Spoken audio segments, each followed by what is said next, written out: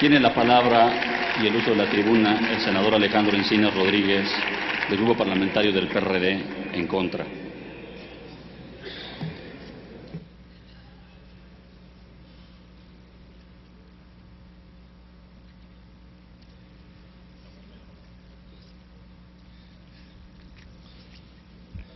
Muchas gracias, senador presidente, compañeras y compañeros senadores. Yo vengo a hacer uso de la tribuna para fundamentar mi voto en contra, como lo hice en la reforma del artículo 3º constitucional, en esta ley de servicio profesional docente, que al igual que las otras leyes secundarias, tanto la Ley General de la Educación como la Ley del Instituto de Evaluación Educativa, adolecen a mi juicio de un vicio y un problema de origen, que es justamente el que dio lugar a la reforma del artículo 3º constitucional hace unos meses. La justificación que el Ejecutivo Federal, que Enrique Peña Nieto dio para promover como base de una reforma educativa la reforma al artículo 3º constitucional, fue recuperar la rectoría del Estado sobre el sistema educativo, decía Peña Nieto, prisionero de los poderes fácticos. ¿Quiénes son esos poderes fácticos? ¿Son los maestros? ¿Son los maestros los responsables de la crisis en que se encuentra el sistema educativo nacional? ¿Son los maestros quienes crearon el sistema corporativo, uno de los sistemas corporativos más corruptos que hayamos tenido conocimiento en la historia del país? ¿Son los maestros los que han dado a diestra y siniestra miles de comisiones sindicales a ese aparato corporativo? ¿Son los maestros quienes crearon el cacicazgo de Bastel Gordillo, caído hoy en desgracia después de haber dejado de ser útil como parte de la estructura corporativa y electoral del PRI, y después de haber vivido su clímax, que se convirtió más adelante en un canto del cisne durante los gobiernos del panismo? O ya se nos olvidaron los paseos de Marta Fox y el Bastel Gordillo con su guía de padres de familia, o el propio registro del Partido Nueva Alianza, o los favores recibidos por el Bestera Felipe Calderón para el fraude electoral del 2006. Sí, hay que recuperar la memoria y no olvidar la historia, y no queramos convertir la tragedia que vive el sistema educativo mexicano en una telenovela cursi, allá desde hermosa República Mexicana, desde Parácuaro te saludo. Yo creo que hay que analizarlo con mayor detenimiento. Los poderes fácticos son ustedes mismos. Es el Estado mexicano y los gobiernos priistas y panistas quienes han hundido en esta crisis al sistema educativo, que no se va a resolver, porque esta no es una reforma educativa.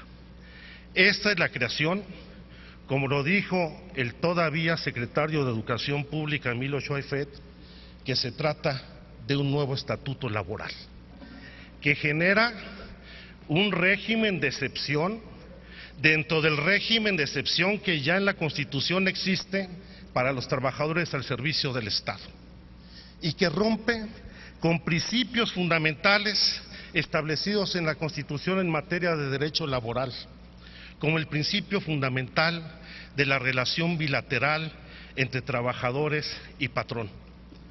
Y llevar a una ley del servicio profesional docente la reglamentación y normatividad de la relación laboral rompe con este principio básico de bilateralidad. Es como, por ejemplo, si la relación de los trabajadores petroleros se rigiera por la Ley de Petróleos Mexicanos, o si la Ley de Salud rigiera las relaciones de los trabajadores del sector salud. No creo que ni el senador Joel Ayala ni el senador Romero de Champs lo aceptarían. Claro, ellos están en condiciones muy distintas hoy a las del Bastel Gordillo. Yo creo que debe analizarse a fondo en realidad este problema, porque en el fondo lo que está es la búsqueda del rediseño del sistema corporativo para controlar al sistema educativo y a los maestros del país. Como lo dijo Claudio X González, el Junior, no el hijo del Fidel Velázquez de los empresarios. Hay que recuperar el control de las plazas. Y ese control hoy se lo quieren quitar al sindicato, que por cierto se mantiene en su estructura integrado, claro, con cada dirigente teniendo en el escritorio su expediente personal, pero lo que se busca es transferir el control corporativo de las plazas hacia la autoridad sindical, haciendo nugatorio los derechos de los trabajadores del sector educación. Y ahí vemos cómo incluso en la ley los trabajadores de la educación pierden su carácter, su estatus de trabajadores. Ya no están en la discusión de que si son trabajadores de la educación o son profesionales de la educación que se dio desde mediados del siglo pasado. Hoy pierden su carácter de trabajadores y se convierten en sujetos administrativos que van a perder todos sus derechos, porque el artículo 2º transitorio deroga en la práctica los derechos adquiridos al establecer que se derogan todas las disposiciones, léase las condiciones generales de trabajo, a lo dispuesto en la ley. Es grave la violación a los derechos laborales de los maestros establecida en esta propuesta de la ley, donde el ingreso, la promoción, el reconocimiento y la permanencia en el empleo, principios básicos de derecho laboral, se convierten hoy en condiciones administrativas y dejan de ser derechos laborales, donde se anula la intervención de cualquier tipo de sindicato o coalición magisterial y donde las relaciones laborales ya no formarán parte de las condiciones generales de trabajo, dejándolo al manejo discrecional de la autoridad educativa desde el ingreso hasta la permanencia. Se llega al extremo, al igual que en la reforma laboral, de establecer una especie de outsourcing magisterial.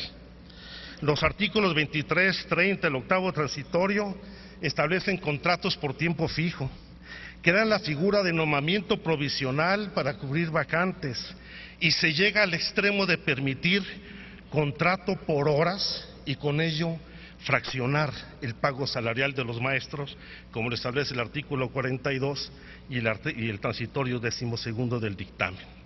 Y también, al igual que la reforma laboral, establece el derecho al despido por parte de la autoridad, artículo 70 y 8º transitorio, donde desaparece el derecho de inamovilidad en el empleo e instaura un nuevo procedimiento autoritario que permite la separación inmediata sin que haya garantía de juicio, la garantía de juicio de audiencia prevista en la ley. Por eso vamos a votar en contra. Y ustedes podrán aprobar la ley el día de hoy. Se cerrará un ciclo legislativo, pero esto ni va a cerrar ni va a resolver el problema. Está posponiendo y escalando el conflicto, y esto va a someter a prueba el Senado. Vamos a ver de qué está hecho este Senado. Si en este Senado va a perdurar que las decisiones que se adopten se tomen fuera, de que las iniciativas que provengan sean resultado de la negociación de unos cuantos a espaldas de la sociedad y del Congreso mismo, donde regresemos a los viejos tiempos de obligar a los legisladores a votar en contra de sus convicciones para fortalecer y apoyar los acuerdos de las burocracias partidarias. Yo espero que este Senado esté a la altura de su responsabilidad constitucional y cumpla con el verdadero equilibrio y separación de poderes.